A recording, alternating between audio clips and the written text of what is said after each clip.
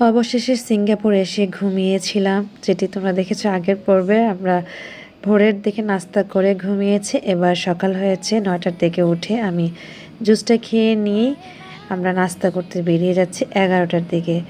তো দেখতে পেয়েছো এখানেও আমি সেই গ্লোটা কোলাজেনের জুসটা মিস করিনি। দেখা যাক কতদিন খেতে পারি, আর 1 মাস খাওয়ার পর তোমাদেরকে তো রিভিউ শেয়ার করবো। যাই হোক, আমরা সেই এবিসি রেস্টুরেন্টে চলে এসেছি। এখান থেকে আমরা মেনু দেখছিলাম কে কী খাবো। তো আমরা ভোরে যে খেয়েছিলাম ফ্রাইড রাইস, সেটা তো খাওয়া হয়েছে। তারপর আবার রাইস নিয়েছি, যেহেতু আমাদের এখন অনেকটা দুপুরের খাবার বলা যায়, যেহেতু 11টা থেকে 11:30 মতো বেজে গিয়েছে। তো আমরা লাঞ্চ করে নিয়েছিলাম অনেকটা। তো দেখা গিয়েছে, দেখতে পাচ্ছ আমি নর্মাল ফ্রাইড রাইস নিয়েছি, আর আপু সেই উপরে যে শুটকি মাছ ফ্রাই করে দেয় সেই ফ্রাইড রাইসটা নিয়েছে। তো আমি যেহেতু এটা খেয়েছিলাম সকালে, তাই এটা অল্টারনেট করে নিয়েছিলাম। আর এখানে বাসমতি চালের বিরিয়ানি আছে, মানে এক একজন এক এক খাবার নিয়েছি। তো সব কিছু তোমাদের সাথে শেয়ার করছি। এখানের খাবারের মান মোটামুটি ভালো, খারাপ না। তো সবাই আমরা খুব এনজয় করে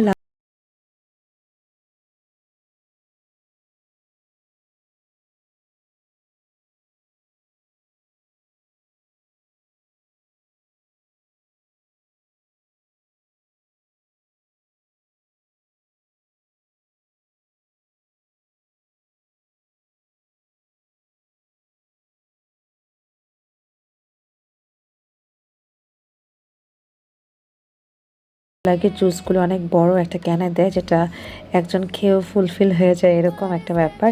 তো আমরা সবাই সবার মতো করে জুস নিয়েছি। আমি অরেঞ্জ খেয়েছি, আপু অরেঞ্জ নিয়েছে। আমরা ড্রিঙ্কস করার সময় খেয়েছি বলে এটাও মুখে চলে আসে। তো যাই হোক, তোমরা বুঝে নিও। এবার আমরা রুমে এসেছি, কিছুক্ষণ রেস্ট নিব। তো বাচ্চারা আমাদের রুমে এসে খুব মজা করতেছিল আদনানের সাথে। এটা আমাদের কাছে খুব মেমোরেবল মনে হয়েছে, তাই একটু ক্যাপচার করে নিয়েছি। তারপর ফ্রেশ হয়ে আমরা বেরিয়ে পড়লাম। এখন আমরা ওভার কল করেছি, সেখান থেকে আমরা যাব হচ্ছে গিয়ে সান্তোসা। তো ওইখানে যাওয়ার পর ওইখানে কিন্তু অনেক ফ্রি বাস আছে, বাট ওই পর্যন্ত যেতে হলে ওভার কল করতে হয়। তো আমরা বড় একটা মাইক্রো কল করেছি, চলে এসেছি আমরা। তারপর উঠে পড়লাম। এবার আমরা সান্তোসার দিকে যাচ্ছি।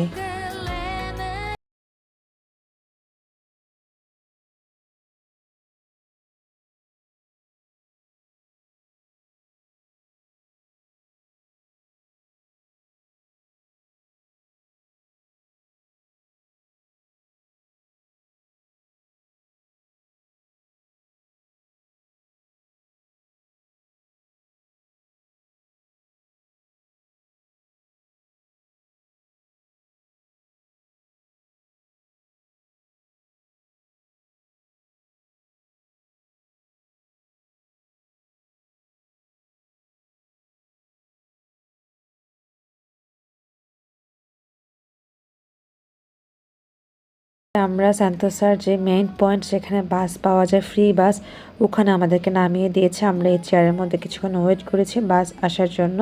তো দেখা গিয়েছে কি যে আমরা ফার্স্ট যেহেতু এই সাইডে এসেছি, আমরা এই ফ্রি বাসে 3বার মানে রাউন্ড দিয়ে একটু আইডিয়া নিয়ে নিয়েছি।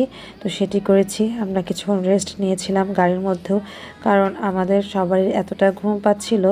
তো আমাদের তখন মনে হয়েছিল যে একটু চা পেতাম। তো যাই হোক, আমরা এখানে গাড়ির জন্য আবার ওয়েট করছি। আমরা একটা চক্কর দিয়ে এসে কিন্তু নেমে পড়েছি। এবার আমরা গাড়ির জন্য ওয়েট করছি, আর কিছুটা ছবি তুলেছিলাম। তো দেখতে পাচ্ছ আমরা বাসে উঠে গিয়েছি। এবার আমরা কিছুক্ষণ আবার ঘুরবো। তো অলরেডি 3বার আমরা রাউন্ড করেছি। তারপর আমরা যাব হচ্ছে গিয়ে বিচে। তো দেখতে থেকো, ভালো লাগবে। মানে হচ্ছে তোমাদের সিলোসা বিচে কিছুটা আইডিয়া দিয়ে নিব। তো অলরেডি আমরা এখনো গাড়িতে আছি।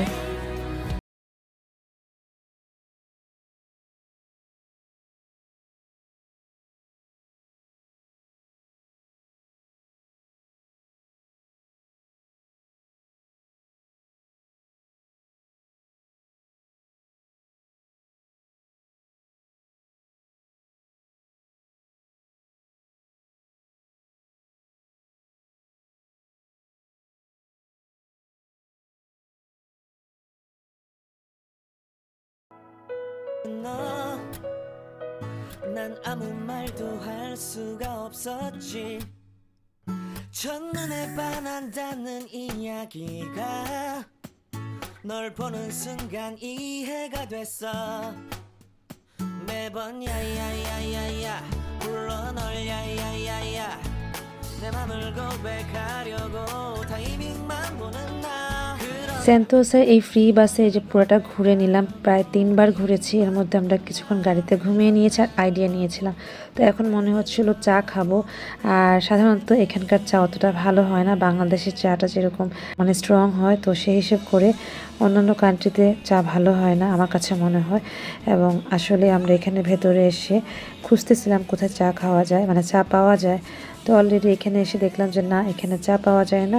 তো এই যে এই জায়গাটা এখন আমরা ইন করব এবং এখানে কফি আছে প্লাস স্ন্যাক্স খাবার আছে, বাচ্চাদের কিছু খাওয়াবো। তো ওই চিন্তা করে আমরা ভেতরে আসলাম। আসার পর আমরা কফি এবং বাচ্চাদের জন্য কেক অর্ডার করে নিয়েছি। তো চাও অর্ডার করা হয়েছে বাট অতটা ভালো হয়নি, টোকেন দিয়ে দিয়েছে। তো আমরা ওয়েট করছি। 고백을 넌 거절할까 두려워서 매번 야야야야야 불러 널 야야야야 네가 제일 좋아하는 게 뭐냐고 물어본다 그런 অনেক বড় একটা কাপে, মানে মগ বলা যায়, ওটাতে এরকম চা দিয়েছে, অতটা ভালো হয়নি, একটু পানসে টাইপের আর জিঞ্জারের ফ্লেভার। বাচ্চারা কেক নিয়েছে আর এখানকার আমরা ক্রোয়াসেন্ট খেয়েছি, অনেক ভালো লেগেছিল। তারপর আমরা হাঁটতে হাঁটতে জায়গাটা একটু শেয়ার করছি। এটা হচ্ছে গিয়ে তোমাদের সেই বিচের আশেপাশে দিয়ে হাঁটছি।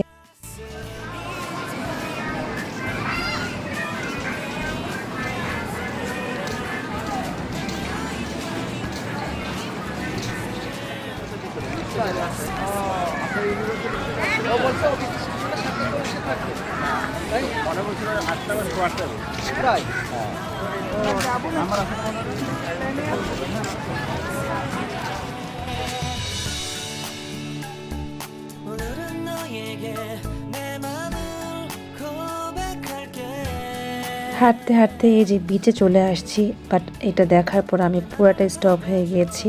আমাদের বাংলাদেশের যে বিচ আছে তার এক কোনাও এটা না, নিজেরাই বানিয়ে নিয়েছে এরকম। বাট আমাদের বাংলাদেশের বিচটা যে কত বড় একটা জায়গা নিয়ে, বা এতটাই বড় যে মানে এটা শেষের কোনো সীমানাই নেই, এরকম একটা অবস্থা।